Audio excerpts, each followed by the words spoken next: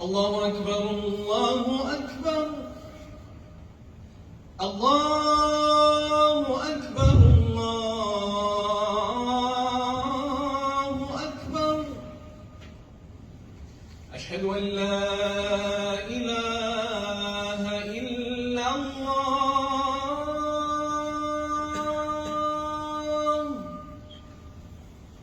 أشهد أن لا إله إلا الله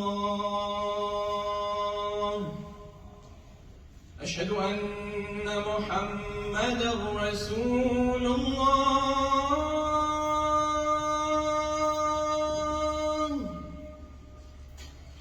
أشهد أن محمدًا رسول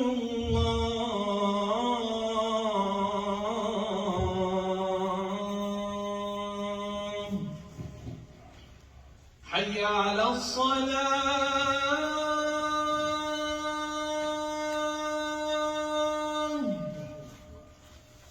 حي على الصلاة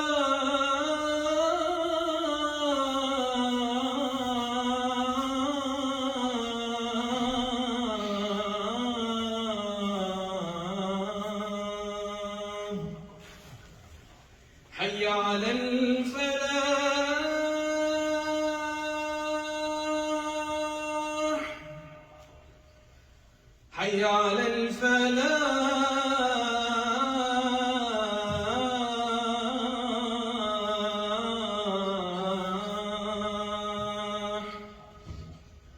الله أكبر الله أكبر لا إله إلا الله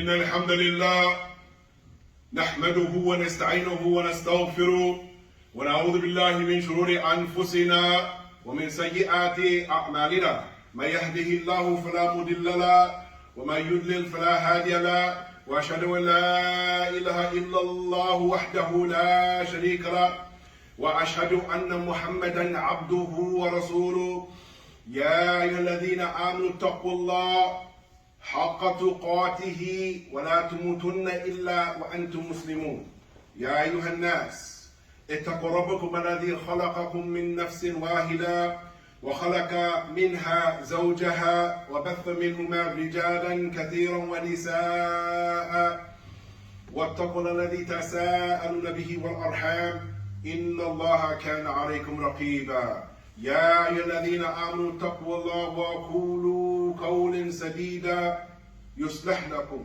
أعمالكم ويغفر لكم ذنوبكم ومن يطع الله ورسوله فقد فاز فوزا عظيما أما بعد فإن أصدق الحديث كتاب الله وخير الهدى هدى محمد صلى الله عليه وسلم وشر الأمور محدثاتها وكل محدثة بدعة وكل بدعة دلالة وكل دلالة في النار. Verily, all of the magnification and certainly all of the glorification, it is due to Rabbul Izzah, Rabbul Alameen. And I bear witness that the last messenger that was sent to guide humanity was Mustafa Al-Amin As-Sadiq Abu Qasim alayhi wassalatu taslim. Ya Ikhwani, many people they talk about Iman. And there's a group of brothers that go around talking about Iman. And sometimes they talk about a topic called Al-Yaqeen. Al-Yaqeen, Ya Ikhwan. Al-Yaqeen, Ya Ikhwan. Solid conviction, Ya Ikhwan. And this word Yaqeen, Ya Ikhwan, it is mentioned in the Quran 27 times, Ya Ikhwan. And the scholars have said that Yaqeen is even stronger than Iman. It is something that you are absolutely convinced about. As they say, La shak fi dhalik. There's no doubt in that. So inshallah, before we get into the meat and potatoes, ya ikhwan, of this topic, I want to paint a picture, as my brother, he shows us many times through his illustration, through giving his da'wah. He tells us about illustrations to help us to understand the message, ya ikhwan. So I want you to imagine yourself, ya ikhwan, going to a travel agent. And when you go to this travel agent, you tell them that you want to go to the Hajj or any other trip. But inshallah ta'ala, the best trip is Hajj. So this travel agent, ya ikhwan, he gives you a brochure for Hajj. And the brochure, while he's reading it, he describes the hotels, the restaurants, the quality of food, the types of buses with air conditioning, and every other thing, all this yada on the different sites that you visit. But that person himself, he never went for Hajj. He never experienced it himself. So he keeps reading it to you, and he himself has actually never been to Hajj. Surely, him just trying to sell you something that he never experienced, you won't really appreciate his words, because he himself never seen these sites. He never experienced these sites. So he sells you something, or tries to sell you something based upon just one little picture. The person who experiences this, he can give you knowledge based on details, ya ikhwan. We're talking about al-yaqeen. Yaqeen, ya ikhwan. And we find that Allah Azza wa Jalla, He has said concerning yaqeen, breaking it down into 3 tartib, ya ikhwan, in this particular manzila. As a different manzila of yaqeen, different mentions of yaqeen. But inshallah, the research that we show, inshallah, brothers, it'll help you to understand. So we find, ya ikhwan, first Allah Ta'ala says, after I say, أعوذ بالله من الشيطان الرجيم, بسم الله الرحمن الرحيم, كلا لو تعلمون علم اليقين. Allah Ta'ala goes on to say, nay, if they only know with knowledge, ya ikhwan. This is talking about the eyesight, ya ikhwan. Actually, ilm al-yaqeen. It's talking about ilm al-yaqeen, the eyesight of actually knowing something based upon knowledge, certainty. And the second one, ثُمَّ لَتَرَوُونَهَا عَيْنَ الْيَقِينِ, certainty of sight, something that you actually see with your own eyes. For instance, like the Jannah or the Nar, as some of the scholars say in tafsir. Then you will surely see it with your eyes with certainty.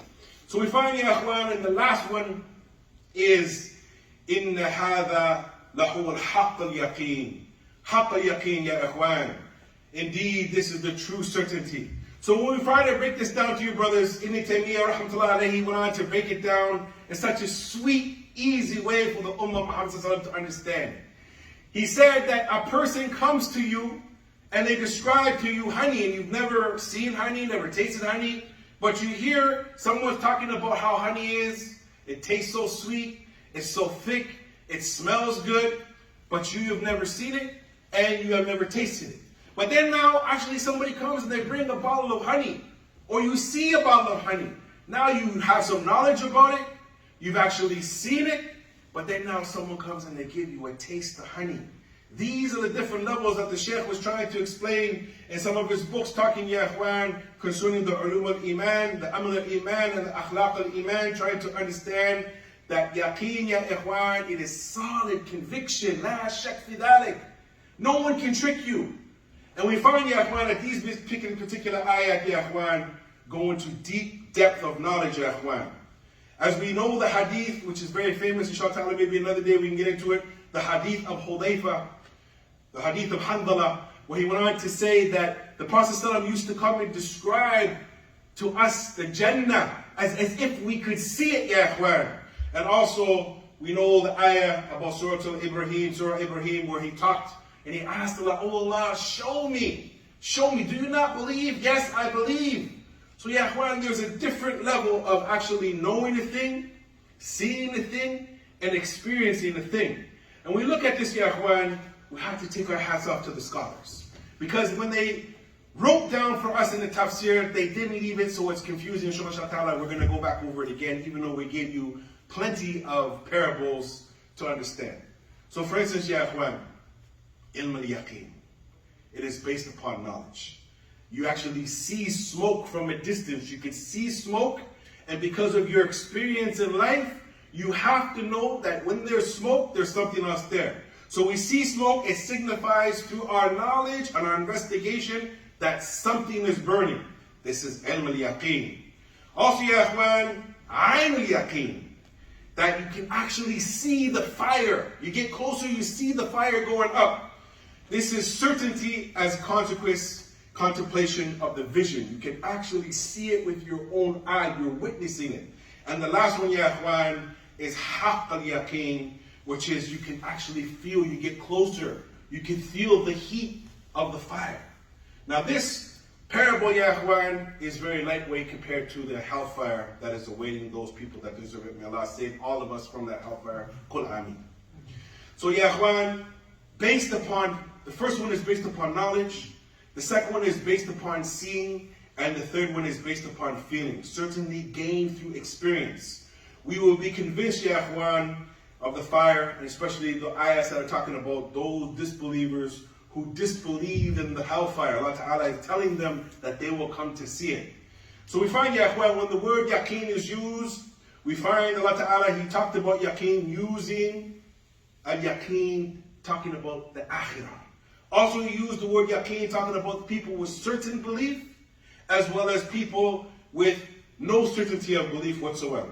Also, Allah Ta'ala, and this is the point, ya inshallah Ta'ala, which is, it hit me home the other day, ya ikhwan, when a beloved brother of mine, he passed away. I went to his janazah, 8,000 people, and I got a chance to actually go to the janazah, and they had the coffin open, and we got a chance to see my brother, Maut, ya ikhwan, the certainty of Maut. And the last one is the khabar, is the news. So we find, bi'idhnillahi ta'ala, ya ikhwan, that this is something that we have to understand. There is a sweetness to iman. There is a sweetness to taqwa. There is a sweetness to faith, ya ikhwan. Have we tasted it? Have we studied it? Have we observed it, ya ikhwan? This is something that me and you need to understand, that there's levels to this, ya ikhwan. And we find that Allah Azza wa Jalla, He went on to say, concerning the maut, ya ikhwan, and it's very scary, he called Allah Ta'ala, وَعْبُدْ رَبَّكَ حَتَّى يَأْتِيكَ الْيَقِينَ. وَعْبُدُ اللَّهِ وَعْبُدْ رَبَّكَ حَتَّى يَأْتِيكَ الْيَقِينَ. Worship your Lord until what is certain comes to you. So the Mufassirin, from amongst them, Imam Jarir al-Tabari, he went on to say, and many others, وَهُوَ الْمَوْتِ. He described that this yaqeen, amongst the scholars of tafsir, he said, death, it is the ultimate answer for what it means to be a human. So hold fast to your principles, your practices, and your conviction throughout your life. The encounters, you will always be passing away, ya ikhwan. Every day you're moving closer to al-maut. The second opinion, ya ikhwan, is before yaqeen, Allah Ta'ala says, and worship your Lord until you reach certainty. The scholars, they went on to say the role of ibadah on a daily basis. What validates, what invalidates, how to improve upon the quality of and the performance of your ibadah. Number 4, the most important, who it is that we are actually worshiping, ya ikhwan. The details that the scholars, they wrote down for us. What validates our ibadah? How to improve our ibadah? Who are we actually worshiping? I have seen Muslims, and I don't understand why. The salat is going on, the Taraweeh is going on, the phone rings, the people are saying Allahu Akbar, making a salat, the brother opens up his phone, I'm in the salat right now, I'll call you back. Obviously that brother, he didn't understand that Allahu Akbar actually has the meaning, Allahu Akbar min kullu shay. That Allah is greater and bigger and more profound than every single thing, even your cell phone and the call that's on it, ya ikhwan. So we need to know who we're standing in front of. We're just standing for gymnastics and acrobatics, or we're standing to pray? No. Iqamat as-salat, to establish the salat. So we find, ya ikhwan, that these aspects of al-yaqeen, solid conviction, my dear brothers, it is mentioned 27 times in the Quran. And I only looked up a few ayat of tafsir. When I started to open it up, Al-Baghawi, Al-Alusi, Al-Samarqandi, Ibn Kathir, and on and on and on, ya ikhwan. You could read 30, 40 tafsir for one ayah within an hour, ya ikhwan. And it'll show you how much we read the Quran, but yet we don't understand that much compared to the scholars who wrote tafsir for us. So my dear brothers, we need to know the importance of yaqeen, and we need to be established upon the deen. أقول كل هذا استغفرت إليكم استغفروا إنه غفور رحيم.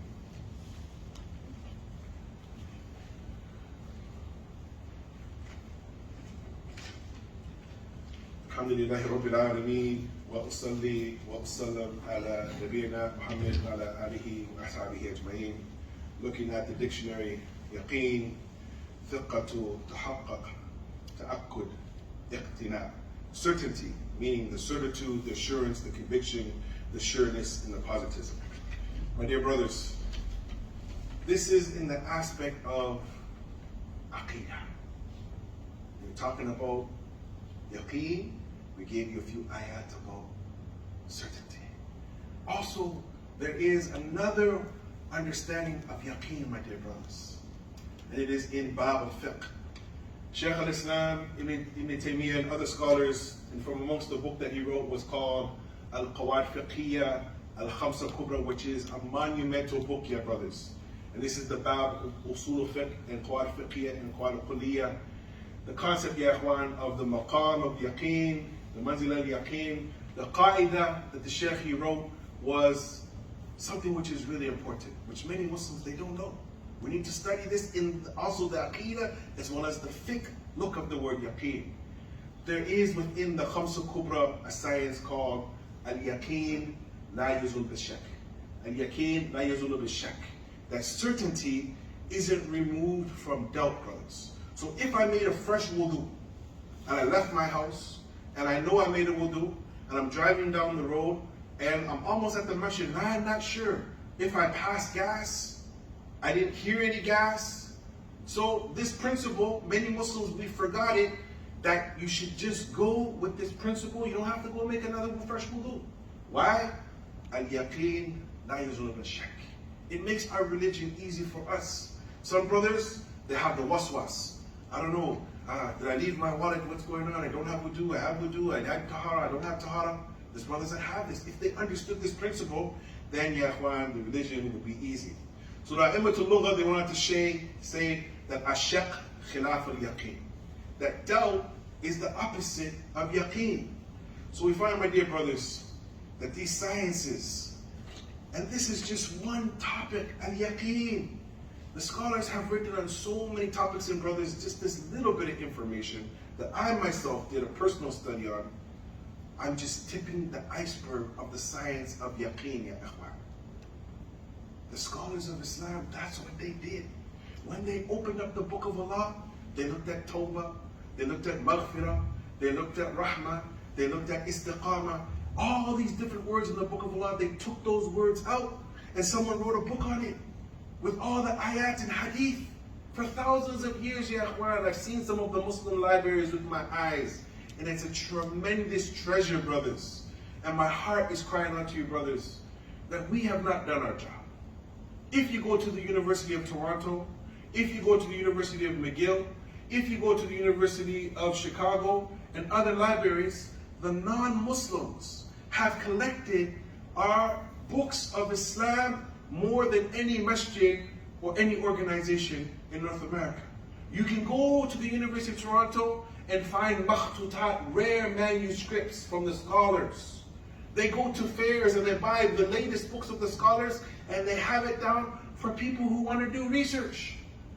And it was shocking to me when one of my sheikhs, he said to me that one of the best explanation and one of the best works ever done on Mustalah Hadith, the sciences of Hadith, and Hadith from Alif to Ya, was done by some non-Muslim professors. They collected a whole bunch of Hadith and they made it easy, and it's easy to access. Non-Muslims servicing the deen. Non-Muslims going to buy the books of the scholars and making it easy for anybody who wants to go and research the books of the knowledge. So if you can't find these books here in this masjid here, where are you going to find those books?